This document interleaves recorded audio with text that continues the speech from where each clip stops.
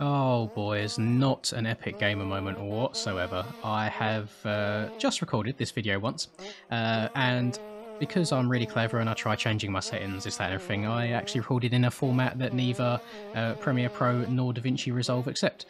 So I've got to redo this again, so hopefully it's just as good the second time round.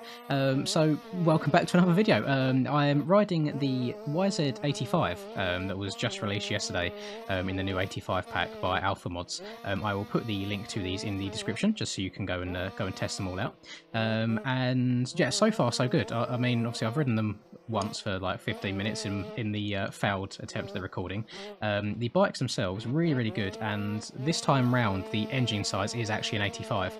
In the last 85 pack we had, they were just essentially reskinned 125s, so they were way more powerful than they should have been, and now it is actually a challenge to get around the track on these bikes. And I'm on the Motomark compound for this video, and I can barely get over every jump on this track. There's one jump just there, the uphill triple, that you have to hit it absolutely perfectly to just get your front wheel over it, and then hopefully get a good bounce. For the most part, it is a little bit on the sketchy side, and you do end up framing it pretty badly. But I think that plays into these bikes' favour. You know, you don't want to be riding an 85 that you can easily clear everything on. I mean, that's the whole point of them. One thing I do want to do, sorry, this is a little bit unprofessional. I'm going to turn the 3D grass off, so I haven't got to deal with these little dirt clumps on my screen, because I don't actually like them whatsoever. I have no idea why I've got them on. There we go, 3D grass done. Continue. There we go. That looks so much better in my opinion. And good news as well. In this video, I've adjusted my microphone settings again off the back of the last video and the comments and such. So hopefully now the audio levels are as they should be. And I've also changed my OBS recording, so now that I have split audio tracks. So when I eventually put the video into DaVinci or Premiere Pro, I can adjust the sound of the game and the sound of my voice separately. So I can do whatever I want with it now, so hopefully no more issues like the last video where the bike was a little bit too loud. And that's quite a big thing in bikes as well, because majority of the bikes in this game do have, I mean, they've all got their own separate sound files, which in turn means that some bikes are louder than others, so it's really hard to control it all the time just with your in-game volume. So really happy that I finally set that up, and I feel like there's just all these little like micro improvements that I'm slowly making to the channel that in the long run, once things all slowly come together, will really help the quality of the videos overall. And yeah, as I said in the last video, really happy with having this new microphone. And who knows what's going to be next. I might just impulse buy a very expensive computer at some point, so the actual video image quality can be as good. Right, can we get over it this time? Oh, we're way short this time. Oh, I definitely need to go outside in that corner. Let me spin her around. But yeah, for the most part, this is the 2022 YZ85 that I'm riding right now, and it is a lot of fun. The pros of these bikes are, of course, they look pretty good in my opinion. They ride pretty good as well, almost too well. Because so how tyres work in this game. These 85s have their own tyres, obviously, to fit the size of the bike, and with that tyre I believe comes like traction values and so on and so forth, and I feel like they've almost got too much traction. It's a little bit overkill. It's very hard to slide the back end of the bike out, because it just grips everywhere. Oh, this is a good run. Hang on, could get it this time. Let's dab the back brake. Oh, I shouldn't dab the back brake. Land it. Nope. I thought I was going to get one of them Pavoso bounces where it just somehow manages to work out, but it was not to be. The only negatives I've seen so far on these bikes, first one is that the oh god, I've just completely lost my train of thought. Oh, sorry, yeah, so back to the tyres. Apparently there's no collisions. Now, if you didn't know this is something that I only just found out today, actually, whilst reading about it.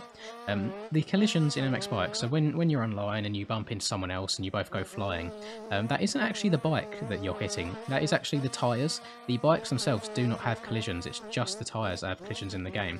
And so these tyres to go with the 85 aren't set up properly, I don't believe. So if you was to ride these bikes online, you'd just go through people, you wouldn't actually hit them and bounce off of them. And I just thought that was like a really cool fact that I had no idea about. And it just goes to show that even over 1,000 hours of playing the game, there's still all these things and workings behind the scenes of the game that you really have no idea about. And I love learning things like that, and I'm really happy to be able to pass on to you guys, because I guarantee that there's like a good maybe 90% of you had no idea about that. Some of you will do, some of you probably MX Bikes nerds, which is not a bad thing by any means. You get invested in what you love to do, which is always really, really cool. And I also wanted to say as well in this video, I have just hit 17,000 subs just before recording this, so massive, massive thank you to you guys. I mean, I wasn't sure at the start of December if I was going to get over 15,000 subs, and to beat that goal by 2,000 is just absolutely nuts, and we've done it just in time for New Year, so really good vibes going into the new year.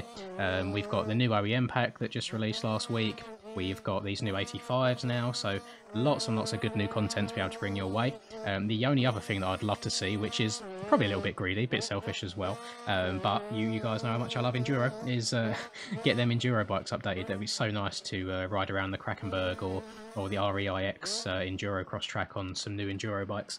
I think that's all we're missing at this point, really. I know that some people found the OEM update a little bit lackluster. A lot of it was just bike reskins, no changes to values in as far as engine or physics go and such. But I have been told that will be coming in a future update.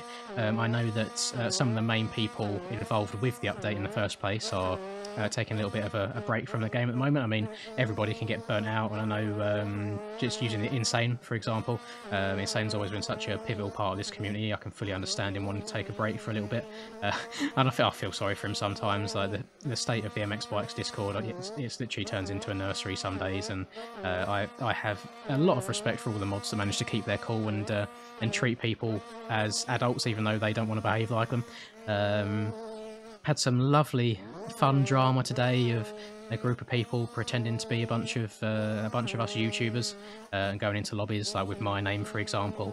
Managed to get one of them name locked in the MX Bikes Discord to Lynn's Fanboy, which I thought was quite amusing, but nothing I can do about the MX Bikes online side of things. So one thing I do just want to mention to you guys is, because I get comments quite often saying, oh, Lynn's, was you in this server on this track at this time, and blah blah blah, because I can imagine if you watch someone on YouTube and you think you've gotten into a lobby with them on the game that you play, it can probably be quite an exciting experience. One thing I would always suggest doing for you guys is, if you go back to the pits in whatever server you're in and you click on the chat option, and you can see everybody's names on the side, you can see their ping is the first number, and then the second number, some of you might not know, it's actually your MMR rating. So my MMR rating is 1,417, and that's not going to change anytime soon, because the new OEM bikes need updating onto the MX Bikes mods, or the MX Bikes database, so that number will not change for quite a while. So if you are unsure if it's me or not, if the guy answering doesn't really look like an answer I would give, I highly would suggest just go and load up that chat, have a look what their MMR is. If it doesn't match mine, then unfortunately it isn't me, but there's nothing I can do about the imposters at this point, I'm afraid. People will be people. I ask people not to as much as I can, but you're always going to get the trolls that like doing the opposite of what they're told. So at this point, it doesn't really bother me anymore. I just more feel bad for you guys, where I can imagine you probably do get excited if you see me in the lobby and you want to try and say hi and talk to me, and it just doesn't end up being me. Some people purely just run a name. Some people take it as far as trying to actually be me and try and talk like me. But yeah, you know, it is what it is. I can only do what I can. I've spoken to Bavoso to see if there's any name that I can get, any way I can get like a name lock, so only I can run anything with the name Lynn's in it, for example. But he said it's going to be quite difficult to do, but he will look into it regardless. So I'll keep you posted on that front. But yeah, I just wanted to give you guys a little bit of warning. I mean, just yeah, things to note is the name 100% like mine in game? Is their MMR the same as mine? And then I suppose if all else fails, have a look to see what lap times they're running without trying to sound too big-headed. I know majority of the time they end up being a hell of a lot slower. One thing that isn't slow, nice little segue here, just like how I did that, is this bike. You know, for only having, it's got 84 cc's if I go into the garage and have a look at the info, but it does rip, you know. Biggest thing you want to do on this is just carry as much corner speed as possible, just to slingshot you up the straights. It scrubs well. I mean, it obviously handles well. It's a very light bike, and the front end tuck and things like that aren't too bad. I think the only crashes I've really had in here have just been me hitting a bump a little bit weird and me being a little bit rusty, but you know, it is what it is. I just trying to kind of cover all my bases here and try and think of everything I said the first time around recording this video. I'm actually really annoyed. It's only the second time I've had to re-record a video, but you know, that's life. You live and you learn. It's one of them things. When you make the mistake once, you're never ever going to make it again. So that's my one and done for that. I will be sticking to MP4 format from now on. No idea why I thought changing it would be a good idea, and the worst part is as well, I literally just finished also, like, it's not just this video that I recorded like that. I just finished the aerial supercross like preparation race, so like the fun race before the season starts, and I commentate through the whole thing. You know, I've got the heats in there, I've got the main, there was a really good racing, and it will never see the light of day. No one will ever be able to see it. Mostly, I could just upload the raw file to YouTube. Issue being is it's in multiple parts, and so there's one bit that's like a minute long. There's one bit that's so that I've got the heat race in there, for example, that's about 8 minutes long, and then got the main, which is about 23 or so.